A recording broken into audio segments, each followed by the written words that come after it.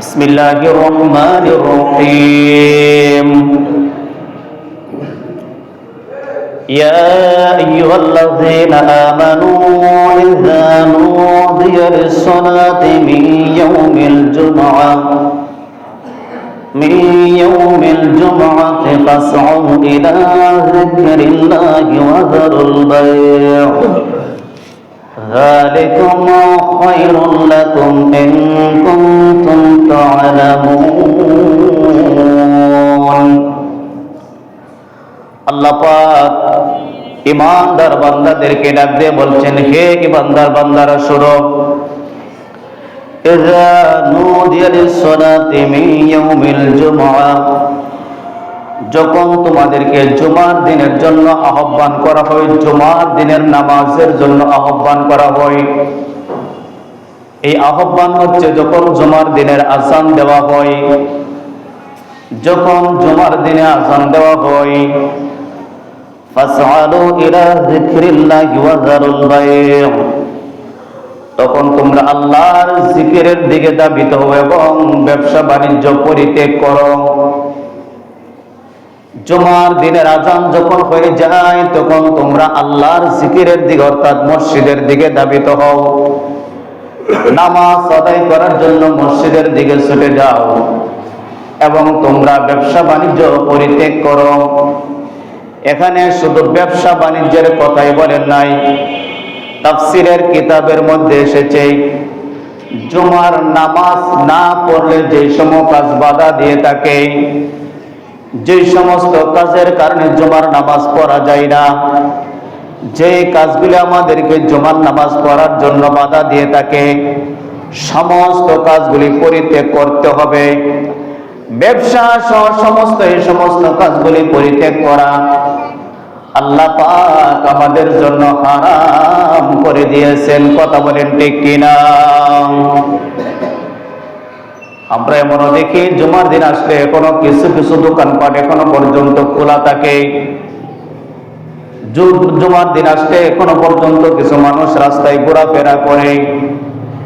সামান্য একটু অসুস্থ হলে অসুস্থতার বাহানা দিকে বাসায় শুয়ে থাকে, জুমার নামাজে আসতে চাই না। অথচ আল্লাহ রাসূল যখন নামাজ আদায় করতেন অসুস্থ ছিলেন, হাঁটতে পারেন নাই, দুই সাহাবার কাঁধে ভর দিয়ে আল্লাহ রাসূল জামাতের সাথে নামাজ আদায় করেছেন। আমার নবীর আগে কোনো গুনাহ ছিল না, পিছনে কোনো গুনাহ ছিল না। গাড়িতে ড্রাইভার উঠে, গাড়িতে প্যাসেঞ্জার উঠে, ড্রাইভার উঠে প্যাসেঞ্জারদেরকে পার করে দেওয়ার জন্যে, প্যাসেঞ্জাররা উঠে নিজে পার হওয়ার জন্যে। আল্লাহর নবী নামাজ পড়েছেন আমাদেরকে শিক্ষা দেওয়ার জন্যে, জাহান্নাম থেকে মুক্তির জন্য নয়। আমরা নামাজ পড়ি জাহান্নাম থেকে মুক্তির জন্য, আল্লাহকে সন্তুষ্টি করার জন্য। কথা বলেন ঠিক কিনা?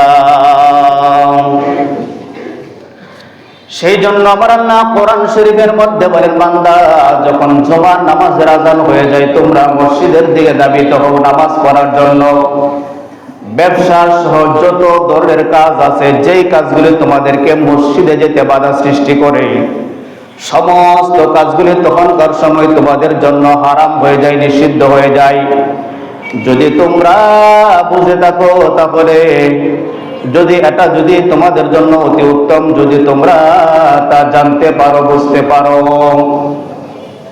এই জুমার দিনের ফজিলত সম্পর্কে আল্লাহ রাসূল সাল্লাল্লাহু আলাইহি ওয়াসাল্লাম হাদিস শরীফের মধ্যে বলেন, এই জুমার দিনের কি ফজিলত, জুমার দিনের কত ফজিলত। জুমার দিনটা মূলত শুরু হয়ে যায় বৃহস্পতিবার সূর্য অস্ত যাওয়ার পর থেকে। সারা রাত চলে গেল, আজকে সারা দিন চলে যাবে সূর্য অস্ত হওয়ার আগ পর্যন্ত আজকের জুমার দিন।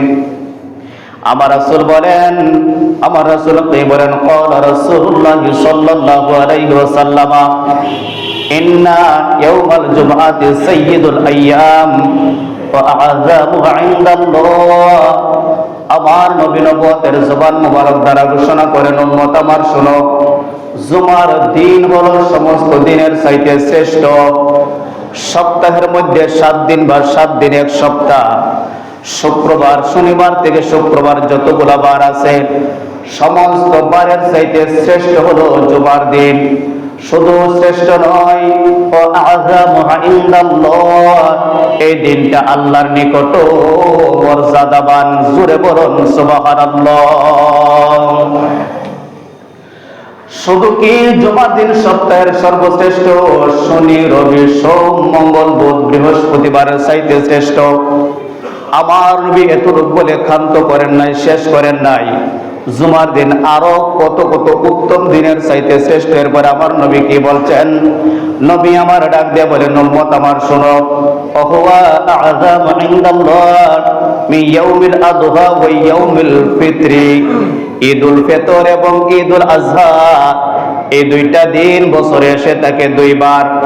আমরা বড় জাঁকজমকপূর্ণ সাথে এই দুইটা দিনকে আমরা উদযাপন করি।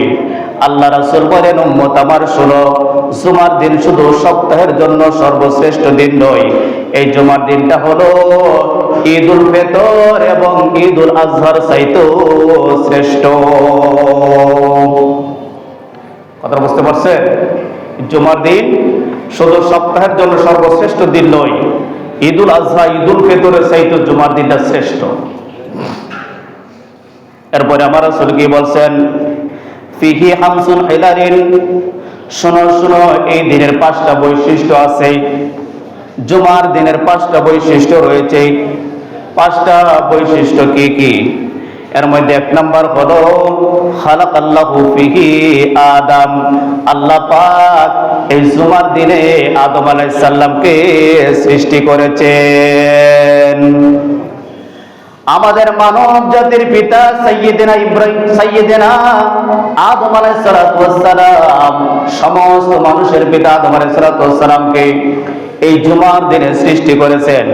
এই জুমার দিনে আদম আলাইহিস সালামকে সৃষ্টি করার জন্য পৃথিবীর বিভিন্ন স্থান থেকে মাটি কালেকশন করা হলো, সংগ্রহ করা হলো এবং সেই মাটি হামির তৈরি করা হলো জুমার দিনে, এই পানি দ্বারা জুমার দিনের জুমার দিনে। এরপরে আমার রাসূল বলেন, এই জুমার দিনে আদম আলাইহিস সালামকে সৃষ্টি করা হলো। এরপরে আমার রাসূল বলেন, ওয়াহাবাতাল্লাহু ফিহি আদম ইলাল আরদি। আল্লাহ পাক এই জুমার দিনে আদম আলাইহিস সালামকে পৃথিবীতে প্রেরণ করেছেন। এই জুমার দিনে আল্লাহ পাক আদম আলাইহিস সালামকে সৃষ্টি করেছেন। জান্নাত থেকে আল্লাহ পাক আদম আলাইহিস সালামকে পৃথিবীতে পাঠিয়েছেন। মূলত জান্নাতে আদম আলাইহিস সালামকে নিয়েছিলেন প্রশিক্ষণের জন্য। যদি আল্লাহ পাক আদম আলাইহিস সালামকে জান্নাতে রেখেই দিতেন, আজকে গোটা পৃথিবীর সমস্ত মানব সন্তান জান্নাতের ভিতরেই থেকে যেত। আদম আলাইহিস সালামকে আল্লাহ পাক জান্নাত থেকে পৃথিবীতে পাঠালেন, অবতরণ করলেন, নাজিল করেন এই শুক্রবার জুমার দিনে সন্ধ্যার সময়। এরপর আমার রাসূল কি বলেন? ওয়াফিহি তাওয়াফাল্লাহু আদম। এই দিনে আদম আলাইহিস সালামের ইন্তিকাল হয়েছে। জুমার দিনে জন্ম, জুমার দিনে আসমান থেকে পৃথিবীতে আসা, জুমার দিনে ইন্তিকাল আদম আলাইহিস সালামের। আমার রাসূল বলেন, শুনো উম্মত আমার, শুনো, ফি সাআতুল্লাহ ইয়াসআরুল্লাহু ফিহাল আবদু শাইয়ান ইল্লা আ'তাহু মা লাম ইয়াসআরু হারামান ওয়া ফি তাকুমুস সাআ। জুমার দিনের এমন একটা সময় আছে যে সময় বান্দা হারাম ব্যতীত আল্লাহর কাছে যা চাইবে, আল্লাহ পাক তার সমস্ত ফরিয়াদগুলি কবুল করে নেবেন। জুমার দিনে এমন একটা সময় আছে যে সময় আল্লাহ বান্দার কাছে যা চাইবে হারাম ব্যতীত, আল্লাহ পাক বান্দার সমস্ত ফরিয়াদগুলি, মুনাজাতগুলি আল্লাহ পাক কবুল করে নেবেন। একাধিক হাদিসের কিতাবের মধ্যে এসেছে সেই সময়টা হলো আসরের পরে, মাগরিবের পূর্বে। সে সময় যদি বান্দা আল্লাহর কাছে চায়, অথবা এই সময়টা কি আল্লাহ রাসূল গোপন রেখেছেন যেন বান্দা জুমার দিন রাত 24 ঘন্টায় আল্লাহর কাছে প্রার্থনা করতে থাকে। আমার রাসূল বলেন, হারাম ব্যতীত বান্দা যা চাইবে আল্লাহ পাক সব কিছু কবুল করে নেবেন এই জুমার দিনে। অথচ আমরা দেখা যায় জুমার দিনের আর দোয়া কবুলের আরেকটা গুরুত্বপূর্ণ সময় হচ্ছে ফরজ নামাজের পরে। আল্লাহ রাসূলকে জিজ্ঞাসা করা হলো, ক্বালা কুলতু ইয়া রাসূলুল্লাহ আইয়ু দুআ ইয়াসমাউ, হুজুর কোন সময় মানুষের দোয়া সবচেয়ে বেশি কবুল হয়? আমার রাসূল বলেন, জাওফুল লাইলিল আখির ওয়া দুবুরাস সালাওয়াতিল মাকতুবা, দুইটার সময় মানুষের দোয়া সবচেয়ে বেশি কবুল হয়। একটা হচ্ছে রাতের শেষ ভাগে, আর একটা হচ্ছে ফরজ নামাজের পরে। আফসোস, আমরা ফরজ নামাজের পরে মনে হয় যেন যুদ্ধ চলতেছে, প্রতিযোগিতা চলতে, কার আগে কে মসজিদ থেকে বের হবে। একটা আছে ব্যস্ততার কারণে মানুষ চলে যায়, আবার অনেকে আছে এমনিতে নামাজের পরে দোয়া করাটাকে নিজেরও পছন্দ করে। কি বান্দা হরে আল্লাহর কাছে চাইব, সে না চাইতে লজ্জা বোধ করে। আমরা চাই কার কাছে? কথা বলেন, আমরা চাই কার কাছে? তো আল্লাহর কাছে। আল্লাহর কাছে চাইতে সেখানে লজ্জা বোধ করে। অথচ ফরজ নামাজের পর দোয়া কবুলের সময়, যে সময় দোয়া করলে দোয়া কবুল হয়, সেই সময় আমরা দোয়া করা থেকে বিরত থাকি। কত বাহানা, এই সময় দোয়া করা যাবে না, নামাজ দোয়ার অংশ না। অথচ বান্দা চাই আল্লাহর কাছে। কোন মানুষের কাছে মানুষ চাইলে রাগ করে, আর আল্লাহর কাছে বান্দা না চাইলে আল্লাহ রাগ করে। কথা বলে ঠিক কিনা? সেই জন্য আমার রাসূল বলেন, উম্মত এই জুমার দিনে হারাম ব্যতীত যা চাইবে আল্লাহ পাক তাই কবুল করে নেবেন। এরপরে কি বলেন? এই দিনে মা মিন মালাকিন মুকাররাবিন, এই জুমার দিনে যত সম্মানিত ফেরেশতা আছে, সমস্ত সম্মানিত ফেরেশতা, ওয়ালা সামাইন, আসমান সমূহ, আসমান 7টি, জমিনও 7টি। একটি আসমান থেকে আরেকটি আসমানের দূরত্ব 500 বছর রাস্তা। জমিন 7টি হলো, জমিনের কোনো দূরত্ব নাই। পেঁয়াজের চিলকা যেমন একটার সাথে আরেকটা লাগানো, 7টি জমিন ঠিক তেমনি ভাবে একটার সাথে আরেকটা লাগানো। আসমানের দূরত্ব আছে, জমিনের কোনো দূরত্ব নাই। আসমান 7টি, 500 বছর রাস্তা একটা থেকে আরেকটা। জমিনও 7টি, কিন্তু একটা পেঁয়াজের চিলকার মতো আরেকটার সাথে আরেকটা লাগানো। আমার রাসূল বলেন, সেই জুমার দিন যখন আসে আল্লাহ পাকের সমস্ত সম্মানিত ফেরেশতা, ওয়ালা সামাইন, আসমান সমূহ, ওয়ালা আরদিন, জমিন সমূহ, ওয়ালা রিয়াহিন, বাতাস, ওয়ালা জিবালিন, যেমন পৃথিবীতে যত পাহাড় আছে পাহাড়গুলি, ওয়ালা বাহরিন, পৃথিবীতে শত যত সাগর মহাসাগর আছে, ইল্লা ওয়া হুন্না ইউশফিকনা মিন ইয়াউমিল জুমআ, জুমার দিনে সবকিছু আতঙ্কের মধ্যে থাকে, ভয়ের মধ্যে থাকে। কেননা আল্লাহ রাসূল বলেন, জুমার দিনে কিয়ামত হবে। জুমার দিন যখন হয়ে যায়, জুমার দিন যখন চলে আসে, সমস্ত ফেরেশতারা ভয়ের মধ্যে থাকেন। আসমান ভয়ের মধ্যে থাকে, জমিন ভয়ের মধ্যে থাকে, বাতাস ভয়ের মধ্যে থাকে, ফেরেশতারা ভয়ের মধ্যে থাকে, সাগর ভয়ের মধ্যে থাকে, পাহাড়গুলি ভয়ের মধ্যে থাকে। এই জুমার দিন কিয়ামত হয়ে যায় কিনা, জোরে বলুন সুবহানাল্লাহ। সমস্ত সৃষ্টিগুলো একটা ভয়ের মধ্যে থাকে। রাসূল বলেছেন, জুমার দিন কিয়ামত হবে। শুক্রবার জুমার দিন আসলেই সবকিছু একটা আতঙ্কের মধ্যে থাকে। আর আমরা মানুষ যারা, আমাদের জন্য জুমার দিন আতঙ্কে থাকে। কথা বলেন ঠিক? আমাদের জন্য জুমার দিন আতঙ্কে থাকে, আর সমস্ত সৃষ্টি জুমার দিনের জন্য আতঙ্ক থাকে, কিয়ামত হয়ে যায় কিনা। এই যে দেখেন, কয়টা বাজে? 1টা বাজে। এখন যদি নামাজ শুরু করি, 3 কাতার মুসল্লি হবে। কি বলেন? হবে না? আমরা এতই ব্যস্ত, জুমার দিন একটু আগে ভাগে আসতে পারি না। এই যে আপনারা বসে আছেন, আমার আলোচনা বাদ দিলাম, নামাজের জন্য আপনারা বসে আছেন। এই যতক্ষণ পর্যন্ত নামাজের জন্য অপেক্ষা করছেন, কোন ইবাদতের জন্য অপেক্ষা করাটাও ইবাদত। নামাজের জন্য অপেক্ষা করছেন, আমরা জোহর নামাজ, আসর নামাজ, এশার নামাজ পড়তে আসি, 5, 7, 10 মিনিট আমরা বসে থাকি। এই বসে থাকাটাও ইবাদত। ইবাদতের জন্য অপেক্ষা করাটাও ইবাদত। আর এখানে তো কোরআন হাদিসের আলোচনা চলছে, কিছু না কিছু হলে তো আমাদের শিক্ষা হচ্ছে। কথা বলেন ঠিক কিনা? এই জুমার দিন আসলে সমস্ত কিগুলি, সৃষ্টিগুলি আতঙ্কের মধ্যে থাকে, কিয়ামত হয়ে যায় কিনা। আর আমরা মানুষ সেই জুমার দিনকে গুরুত্ব দিতেই জানি না। আমার নবী বলেন, উম্মত আমার শোনো, এই জুমার দিন যখন এসে যায়, ক্বালা রাসূলুল্লাহ সাল্লাল্লাহু আলাইহি সাল্লাম, অনেকগুলো হাদিস এনেছিলাম, বলতে পারবো না। আমার রাসূল বলেন, মান ইগতাসালা ইয়াউমাল জুমআতি ফাহাসানা গুসলাতান, যে ব্যক্তি জুমার দিন উত্তম রূপে গোসল করে, কি করে? উত্তম রূপে গোসল করে, এবং কি ওয়াতাতাহহারা ফাহাসানা তুহুরা, এবং জুমার দিন উত্তম রূপে পবিত্রতা অর্জন করে। ও লিবাসি মিন আহসানি সিয়াবিহি, এবং উত্তম কাপড় পরিধান করে। উত্তম বলতে হয় নতুন কোনো কাপড় না, আপনার বাসা বাড়িতে যেটা আছে, যেটা ব্যবহার করেন, এটার মধ্যে উত্তম কাপড় ব্যবহার করে। ওয়া মাসসামা কাতাবাল্লাহু মিন তিনি আহলিহি সুম্মা আতাল জুমআতি, এবং আপনার পরিবারের মধ্যে যে আতর আপনার ব্যবহার করেন সেখান থেকে কিছু আতর ব্যবহার করে। ওয়ালাম ইয়াগুলা ওয়ালাম ইউফাররিকু বাইনা ইসনাইনি, এবং শুক্রবার জুমার দিন নামাজ পড়তে আসে কোনো মুসল্লিদেরকে কষ্ট দেই না, কোনো মুসল্লির কাঠ ডিঙ্গিয়ে সামনে আসে না। আমরা তো এমন আমরা কাঠ ডিঙ্গিয়ে সামনে আসার চেষ্টা করি, কাঠ ডিঙ্গিয়ে সামনে আসার চেষ্টা করে না, অযথা অনর্থক কোনো কথা বলে না। আমার রাসূল বলেন গুফিরা লাহু মা বাইনা ওয়া বাইনাল জুমআ, এই জুমা থেকে আগামী জুমা এক সপ্তাহের ভিতরে আল্লাহ পাক সেই বান্দার সগীরা গুনাহগুলি মাফ করে দেন। এই জুমা থেকে আগামী জুমা আল্লাহ পাক সেই বান্দার সগীরা গুনাহগুলি আল্লাহ পাক কি করে দেন? মাফ করে দেন। যারা জুমার দিনে আসে, আমার রাসূল, আমি হাদিসগুলো বলতে গেলে একটু সময় লাগবে, আমার রাসূল আকরাম সাল্লাল্লাহু আলাইহি সাল্লাম বলেন, দেখো উম্মত, এই জুমার দিনটা তোমাদের জন্য কত শ্রেষ্ঠ।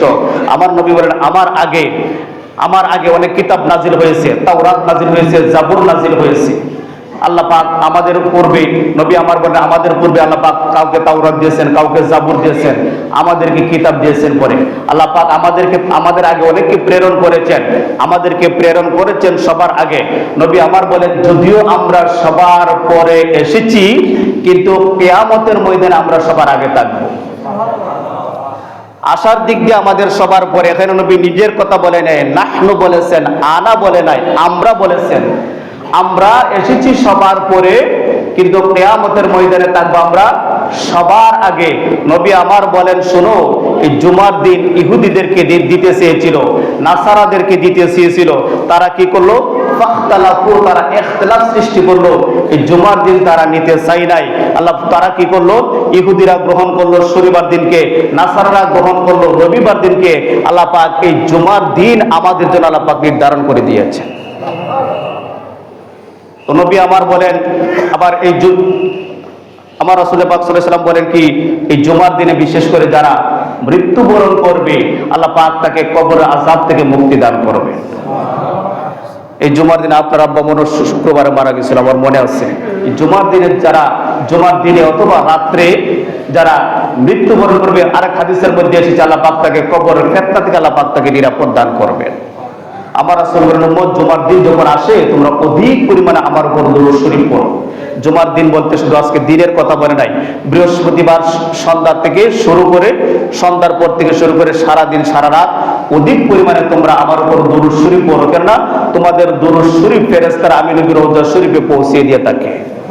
কেউ যদি 112 দুরূদ শরীফ পড়ে, তার নাম 112 নবীর দরবারে চলে যাবে। সাহাবায়ে কেরাম বলে, হুজুর, আপনার ইন্তিকালের পরেও আমরা দুরূদ শরীফ পড়ব? আমার রাসূল বলেন, হায়াতি খায়রুল লাকুম ওয়া মামাতি খায়রুল লাকুম, আমার দুনিয়ার জিন্দেগিটা যেমনি ভাবে তোমাদের জন্য কল্যাণকর, আমার উফাতের জিন্দেগিটাও তোমাদের জন্য কল্যাণকর। কেননা ইন্নাল্লাহ হারামা আলাল আরদি আন তাকুল আজসাদাল আম্বিয়া, আল্লাহ পাক সমস্ত আম্বিয়া কেরামের দেহ মুবারককে মাটির জন্য গ্রাস করা, বক্ষণ করা হারাম করে দিয়েছেন। কোন রাসূলের দেহ মুবারক পানি গ্রাস করতে পারবে না। এতে জুমার দিন যখন আসে, উম্মত, তোমরা অধিক পরিমাণে আমার উপর দুরূদ শরীফ পড়ো, তোমাদের পুরো বায়োডাটা সহ আমি নবীর খেদমতে পেশ করা হয়ে থাকে।